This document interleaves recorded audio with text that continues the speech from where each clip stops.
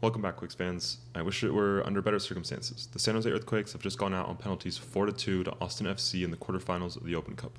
It was a game that had a little bit of everything: excitement, back and forth, goals, drama, fouls, and of course, absolutely catastrophic officiating. What's not to love? My name's Kevin, and after a few videos now, I'm finally joined again by Luis, and together we're the Quakesaholics. Luis, without further ado, what are your initial thoughts on tonight's match? Yeah, I mean, it was pretty tragic, like you said. The refereeing obviously is going to be a big talking point. One thing that I wasn't aware of until after the game was there actually was VAR. That was something that I wasn't too sure about, but there was. Apparently, after the quarterfinals, there is VAR in the Open Cup. So, yeah, a lot of questionable calls. Overall, in terms of the actual soccer, I thought we were the dominant team, and that's pretty unquestionable in my book. A lot of good performances, good team performances. There's maybe like 10 minutes, 20 minutes total throughout the whole 120 where Austin looked like the better team.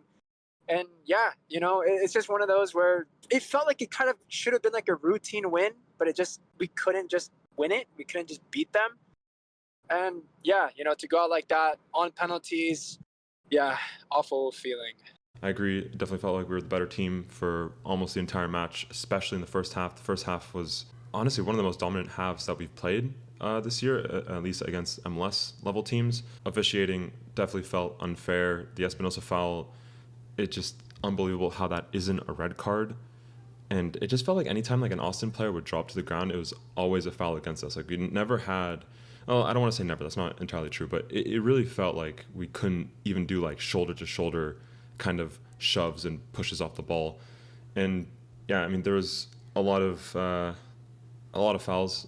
I think it was like 55 fouls combined between the two Oh, wow. teams, something like that. It just felt like it was getting more and more heated as the match went on, and with those Austin FC goal celebrations, it just added an extra layer to wanting to win this game. It wasn't even just about us advancing to the semifinals. It was almost equally about knocking them out and just ending their run. And it's really disappointing that we could taste the semifinals twice in that game and just let it slip away. I remember during halftime, I was even looking at the flight tickets to Minnesota because we knew that Minnesota beat Chicago right before the start of our match. I really felt like we'd be going in September, but it slipped right out of our hands, unfortunately. You're definitely right about that. It was one of those games that you just wanted to win. Of course, the circumstances of the game being quarterfinal for that alone. But as the game went on, you're right. Austin it was getting kind of annoying. The like you said, the celebrations too were pretty like just rubbed me the wrong way. I don't know. There's something about Brad Stuber too that there's like a cockiness about him that I've never liked ever since they came into the league. And very tragic. But honestly, like this is a game that should have been wrapped up in the 90 minutes. The penalties that they had, the first one, to be honest, being completely objective, I think they're soft penalties, both of them. But I also can see it's one of those where it's like VAR doesn't want to intervene because it's like not a clear and obvious error. But it's one of those where it's like the call on the field is going to be the one that stays. And it's just annoying. And like you said, yeah, the Espinoza, I just felt like the ref was apprehensive to give a red card right away, even though like it was. And again, it was one of those where it's like as reckless and aggressive enough for VAR to intervene, even if it was a red and should have been a red on the field. And it's just tragic. A lot of things just did not swing our way. Yeah, and I think one of the talking points, at least when we were talking about this game after the New York game, was rotation being a factor for this. So we ended up seeing 5 changes for this game: Romney for Roberts, Costa for Ricketts, Rodriguez for Floriani, Espinosa for Buda, and Joseph Martinez for Judd. I thought about this for a little bit, and while yes, in the first half we really should have put this game away, I don't know if any one of those changes gets us over the line. I felt like everyone who came in, for the most part, did a really good job of matching the level of the person that they were replacing. I mean, of course, everyone talks about how is Espinosa sitting for quarterfinals. I think that is probably the strongest case of a player that maybe should have played. I understand that he looked very tired after the Saturday match against New York Red Bulls, but at least for me, I thought that everyone else did fine. Maybe Martinez for Judd would have been maybe the more obvious one, but what are your thoughts in terms of rotation? Do you think that we handled this well, or would you have liked to see something different? Yeah, I thought that it was a good lineup. When I saw it, I was happy. It like obviously it wasn't like just a team and position every single position. But we had Danielle in there, starting goalkeeper in a cup competition. We had Chicho playing. We had our starting midfield. I think overall that's not a concern for me. This is something that we've talked about before. That it does seem like Bruce has taken this competition seriously and given it the respect that it deserves. So yeah, on that front, I was pretty happy.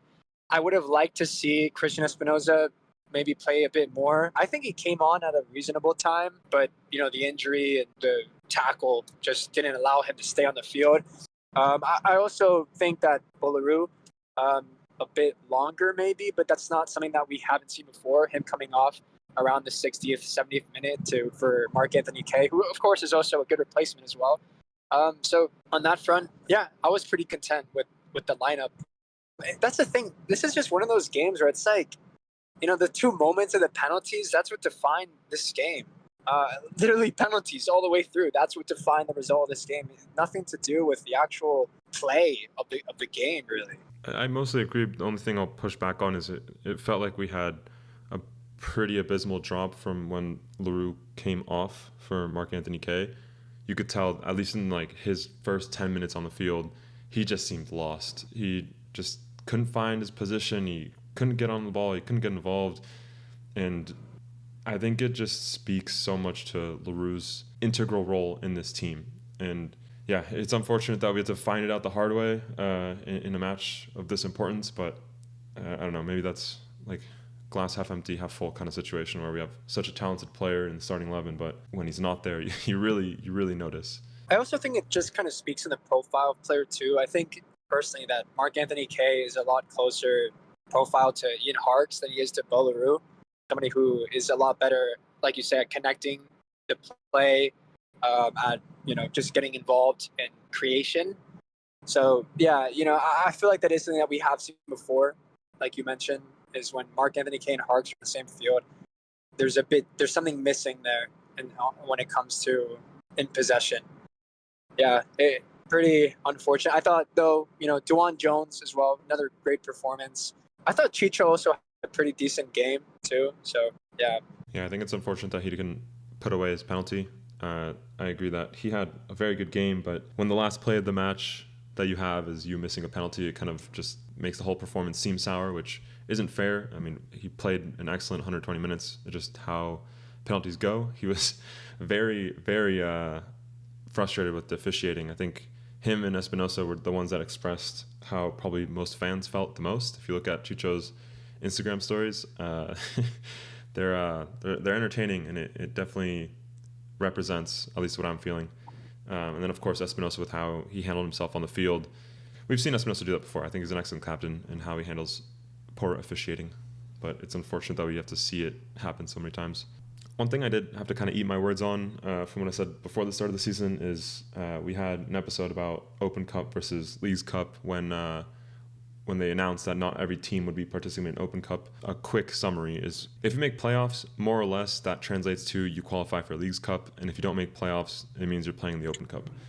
At the time, I was pretty annoyed with it because of, well, one, the financial implications of that. There's a lot more money in Leagues Cup, but also I've felt that the Leagues Cup runs that we did have were a lot more entertaining than the Open Cup, and a big part of that is because as a club, or maybe just the managers that we've had, they don't seem to really prioritize the Open Cup. It seems like we always play lesser lineups, and then we just embarrass ourselves against teams like Sacramento or Monterey Bay. And so when we had the initial conversation, I was very not excited for Open Cup, but then seeing how Bruce Arena has handled these matches definitely had me warm up to the Cup, and I think based off of yesterday's attendance, it definitely felt like at least the fans were fully in it. I think the attendance was like over 10,000, which isn't as much as a regular MLS game, but it's still quite a lot for, a Tuesday night match. I think the club and the players did a really good job of finally making the Open Cup feel important, and they finally showed us that they seem to care about this cup and that they take it seriously. And I mean, we saw that in the body language, and I don't think that players like Chicho would get so upset over a call or a no call if they didn't care about this tournament. So I definitely warmed up to the Open Cup, ate my words a little bit on that one. And I think overall, although it hurts to go out in the quarterfinals in this fashion. I think overall, reflecting on this run is pretty encouraging, just in terms of the direction of the club. We finally got over that Sacramento curse. We had that pretty exciting game against Portland, which went to extra time as well, and luckily we were able to win that and knock them out. I feel like in recent years there's been a bit of a back and forth between us and Portland. Not a rivalry by any means, but definitely more competitive than another Western Conference opponent. And yeah, overall, I'm happy with how we prioritize these games. I think maybe a little bit more could have been done with the New York game, but I feel like I've said my piece on that. So overall, encouraging run. At this rate, we should be making playoffs. So who knows when the next time we play the Open Cup will be. It seems like every year MLS tries to push more and more towards Leagues Cup. So, save the US Open Cup. We saw that tifo yesterday. But yeah, when you're reflecting on this whole run, Luis, how are you feeling about it? Yeah, I think very proud. Like you said, there's a lot of good moments overall. Beating Sacramento, bogey team, beating Portland after the, in extra time. A lot of good performances, knowing that Brewster was taking it seriously. It felt good. I thought that literally up until the very end, it was great. And I felt like we're good. I was happy. And yeah, like you said, it's kind of unfortunate that there's like such a financial disparity between Leagues Cup and Open Cup, but that's just kind of how this, league and soccer in the States and North America has been going. And yeah, I don't think there's any problem really with Open Cup in terms of like the name. So yeah, I think it's always good to compete in this tournament. And yeah, hopefully we can have a run like this again if we find ourselves in Open Cup. And yeah, overall disappointing. And I really feel like we could have, gone to Minnesota, had a good game, and then semifinal, and then you never know what happens. Compared to the last couple years, it's night and day, right? And yeah, you mentioned being able to play against Minnesota. I don't know if ironic is the word or just hurtful, but we will be playing against Minnesota this weekend. What would have been semifinal. It would be nice to win that. I could pretend that was an Open Cup game and that we're going to this pretend fantasy final. If we lose that game, that'll feel extra worse. But we'll see how that goes, and we'll be here to cover that after that game. So if you made it this far, thanks for listening. That's all for me. Luis, any final thoughts? No, yeah. Hopefully we can beat Minnesota, and kind of fantasize a little bit about what that would have been like. Yeah. All right. Thanks again. We'll catch you next time. Thank you.